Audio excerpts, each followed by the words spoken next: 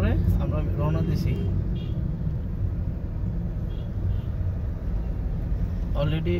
Already আমরা airport cross করে নিকুঞ্জের দিকে আইসা পড়ছি।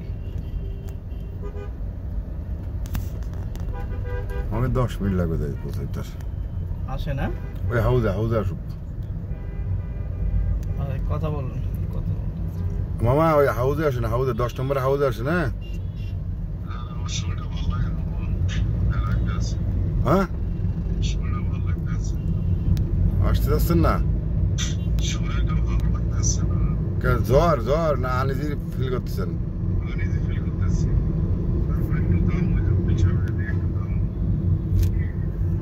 তাহলে থাক, তাহলে আসার দরকার নেই।